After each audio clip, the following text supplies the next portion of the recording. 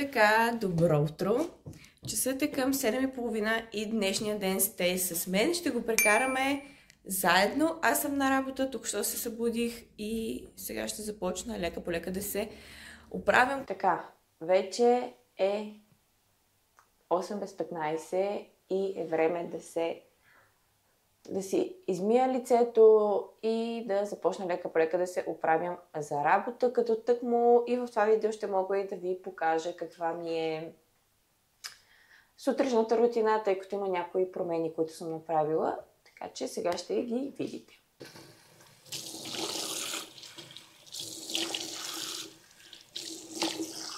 Измивният гел, който ползвам е ето този на Nip Fab.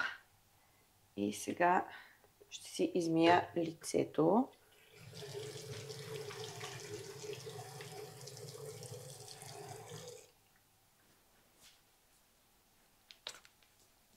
Клякам така, защото нямам как да сложа камерата така, че да ме виждате точно отпред какво правя. И заради това така преклякам. Между другото, този измивен гел, честно казано, нещо като че ли да не ми харесва, защото прекалено много ми изсушава кожата.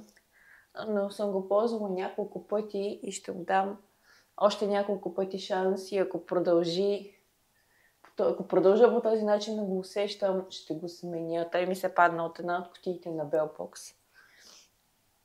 И така. Така, вече след като си измих лицето с измивния гел, ще си сложа от ето този тонер за лице на Балея. Него ви го бях показала в видеото с нови придобивки. Ето така. И ето така правя. И нанасям така на лицето. Използвала съм го няколко пъти и не мога да кажа нещо, кой знае какво, но в принцип казва, че е хубаво да се използва тонер сутрин и аз реших да пробвам също, да видя как ще ми се отрази. Кожата се чувства по-хидратирана, по-свежа, само това мога да кажа за сега. Така, вече съм се опасала като нинджа с тази лента и сега ще ви покажа и какви са останалите продукти, които си слагам на лицето. Като първото нещо, с което започвам, е околоочен крем. Отново от кутията на Белбокс ми се беше паднал. Но много ми харесва, като си слагам околоочен крем, защото зоната под очите ми е доста хидратирана и грима стои много по-добре, когато зоната под очите ви е хидратирана. И този околоочен крем ми харесва, защото е с много удобен апликатор. Той даже ми е вече на привършване. Така. Хубаво го разнасям. Ето вижте с какво апликаторче отпред. И е много по-удобно с него да си нанасяте околоочния крем. А следващата стъпка е серум, като аз ще използвам днес ето този серум на Essence, който е за минимализиране на порите. И в действителност има ефект от него. Видяла съм го вече. Порите ми наистина са значително доста минимализирани. Ето така. Аз малко прекалявам с количеството, между другото. Следващата стъпка е да си сложа от кремчето на Юриаж. Знаете, че ми е много любимо. И както виждате е на привършване. Дори не знам дали ще имам сега да си сложа от него. Днес ще мина през аптеката, за да си купя. Обожавам го този крем и много ми помага. Изкарах малко. Това кремче си го нанасям само единствено на зоните, където са ми по-проблемни, където най-често се изпъпчвам. Това е ето тази част тук. Между веждите също по-често ми излизат пупчици. Така че нанасям само и единствено там, защото след това си слагам друг хидратиращ крем. Така, сега продължаваме с хидратиращ крем, като хидратиращия крем, който аз използвам сега сигурно ще паднете, като ви го покажа, е ето този на здраве. И искам да ви кажа, че аз откакто ползвам този крем, кожата ми не е била по-хидратирана. Този се води за чувствителна кожа с екстракт от овес, витамин Е и кокосово масло. Супер добре го чувствам на кожата, харесва ми като консистенция, много добре хидратира и под грима. Искам да ви кажа, че доста добре стои, така че съм супер доволна. Чак се изненадах, аз ползвах преди крем здраве като ученичка. Но от тогава не съм да се викам и я пък да си взема, да видя. Главно го взех заради Кристиан, защото неговата кожа е много чувствителна, а той няма навика така да си спазва някаква рутина. Опитвала съм се да му направя, но няма навика. И го взех, но започнах аз да го ползвам и много добре си го чувствам на кожата и съм много доволна от този факт, защото не е скъп, а е доста като количество и има много добър резултат, поне на моята кожа. Ето така. Ето така ми е кожата, без филтър, без грим. Тук теме имам някоя пъпчица, но това е положението. Следващата стъпка е слънцезащита. Разбира се, казвала съм ви преди, слънцезащитата трябва да ви бъде последната стъпка преди да започнете да си правите грим, преди да си сложите основа за грим. Така че аз съм си сложила всички други неща и е време за слънцезащита. Като слънцезащитата никак не я щадя, слагам по повече, тъй като слагам и на шията. Вече си оправих грима, оправих си косата и ви показвам с какво реших да се облека. Реших да си сложа бялата риза с елека, който ви показах в миналия влог и да го съчетая с черен панталон. Мисля, че стана добре. На мен ми харесва как стана. Косата си оправих, вързах се на една конска опашка, грима ми също е готов.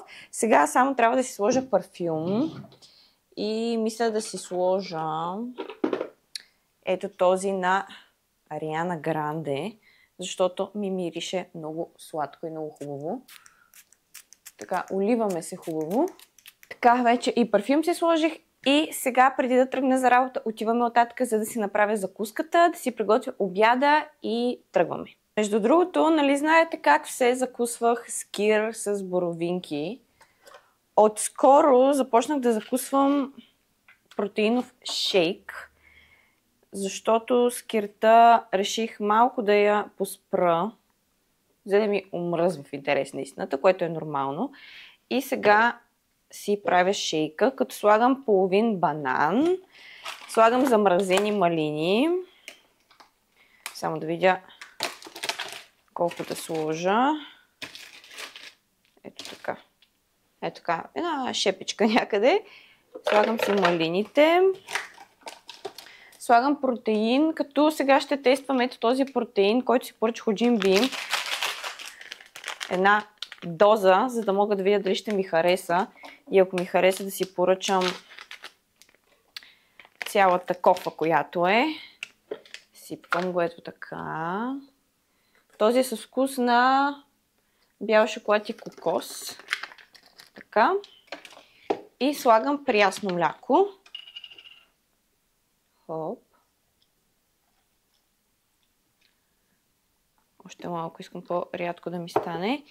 И сега, по принцип, това нещо се прави с блендер, нали? Обаче, блендера, който ние си купихме е такъв мъничък от Lidl и за нищо не става. И ще трябва да го пасирам, за да станат нещата. Иначе блендера просто е тотал щета. Като му сложа банан и то като начупя банана, малко малинки протеин и той забива и не иска да изобщо да работи и просто го пенсионирахме.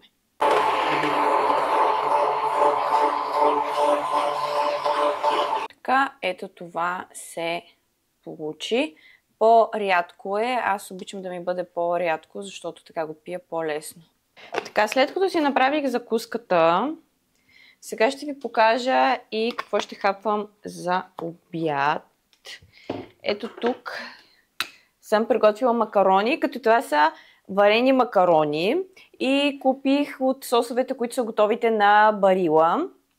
Сложих макароните в една тава, изсипах вътре соса, запекох ги хубаво в фурната и отгоре настъргах гауда, мисля, че, но става с какъвто и кашкавал, сирене да имате става. И стават 3 пъти по-вкусни, отколкото да ги ядете само така варени с соси отгоре да сложите, нали, кашкавал. На фурна са по-хубавите. Това ще обядвам. Кристиян ще обядва същото. И сега слагам тези неща в торбата и тръгвам за работа. Почти стигнах на работа. Минах само през Kaufland. Исках да си купя цветя, но нямаше нито туалета, нито рози. Исках да си взема изписание Космополитен, но нямаше Космополитен и си взех Гламор.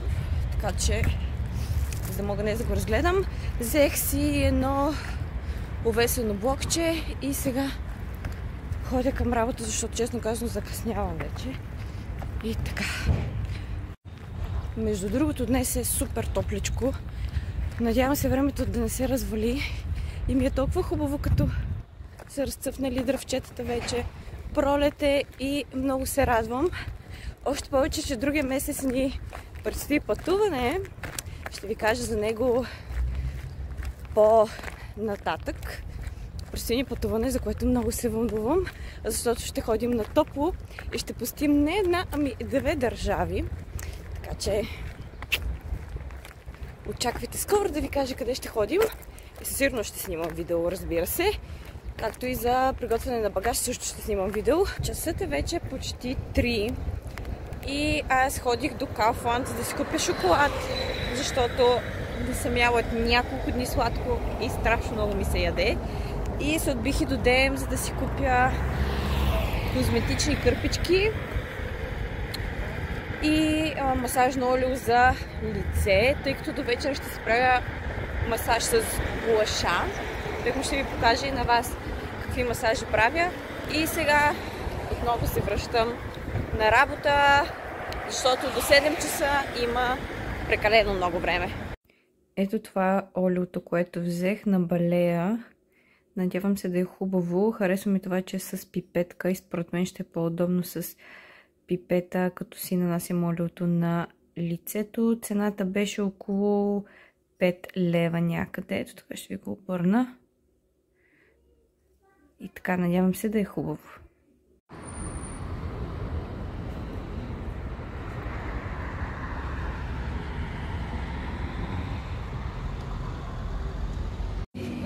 Така, часът е вече към 7:15 и ние сме в Била и пазаруваме. Минахме и през зоомагазин, купихме храна на зайците и сега пазаруваме, след това се прибирам и ще правим вечеря. Издирвам Кристиян някъде из магазина, отиде да търси някакъв протеин, ама дали го намери. Вече си взех душ, часът е... Сега ще ви кажа точно колко е часа, защото не съм сигурна. 9:20 и сега е време да ви покажа какви масажи си правя с гуаша. Ето това е моят камък, като аз съм си го поръчвала от Shein. Има в най-различни сайтове, на най-различни цени. Не знам дали има някаква разлика като качество, но аз от този съм си доволна. Ето го и олиото, което взех днес от DM. И сега е време за малко релакс. Първо, и много важно, слагате си олио на лицето хубаво. Трябва да ви бъде доста мазно лицето, за да може да стане хубав масаж. Ето така хубаво си слагате олио на лицето. Аз си по ръцете ще си сложа ето така.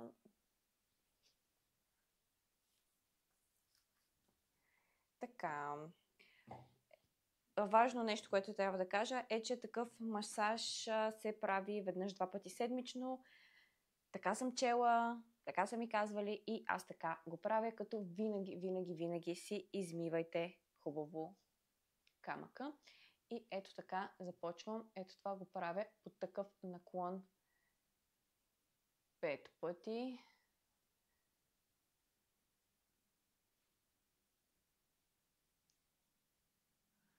От другата страна повтаряте абсолютно същата процедура. Ето така.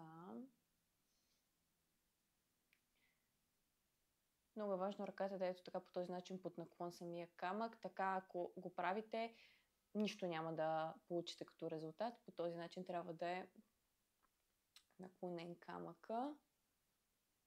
Следващото нещо е ето по този начин. тук.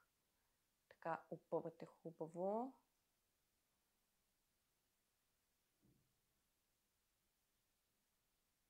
Повтаряте същото нещо и от другата страна, като повторенията могат да бъдат 5-10 пъти, колкото вие прецените. Ето така.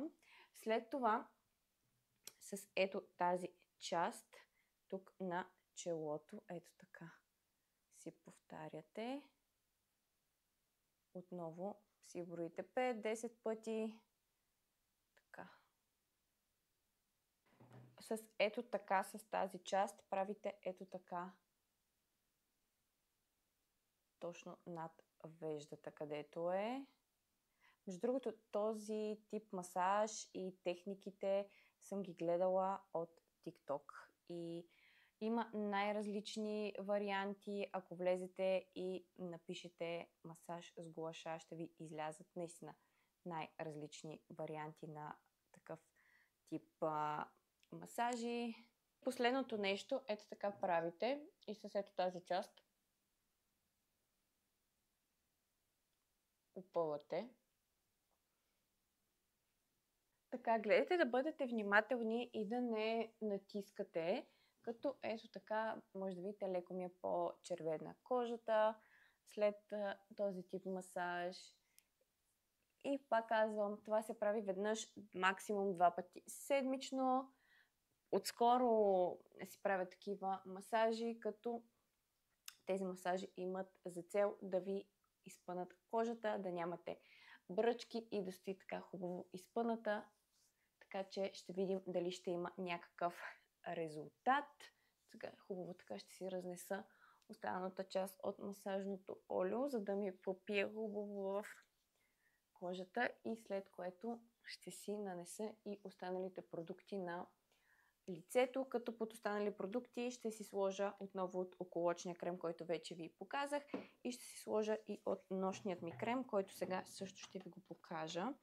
Ето това е нощният крем, който ползвам, само да фокусира, като той ми се падна от кутията на Bellbox. Хоп, щях да го изпусна. И така, сега, тъй като вечерята вече е готова, Кристиан оттатък ме чака, за да гледаме Отчаяни съпруги. Зарибих го да гледа Отчаяни съпруги и отиваме сега да си го пускаме да го гледаме и така. Златей. Здравейте, госпожо Кински. Виж, кой е тук? Полицията по буклука. Не искам да ви притеснявам, но все още не разделяйте стъклото и пластмасата. Може би си личи, ужасно много ми се спи. Изгледахме си сериала, вечеряхме, Кристиан играе все още, но след малко идва за да лягаме, тъй като утре сме отново на работа. Аз си изсуших косата и си я навих с ролера, защото не ми се занимаваше по никакъв друг начин да оформям. Пък и утре сутринта пак нямаше да ми се занимава нито да изправям, нито да къдрите. Това е най-лесният начин. И смятам с това да приключа днешния влог. Надявам се да ви е било интересно. На мен ми беше много интересно да го снимам. Както може би сте видели, не правя нищо, кой знае какво. Това си един най-обикновен мой ден. По принцип това ми е в повечето случаи ежедневието. Вкъщи работа, с изключение, че по принцип и тренирам, но днес ми беше почивен ден и не съм си правила тренировките. Така че надявам се да ви било интересно. Ако ви харесва такъв тип видеа, знаете, пишете долу в коментарите. И така, сега ви пожелавам лека нощ, пращам ви много целувки и до следващото видео.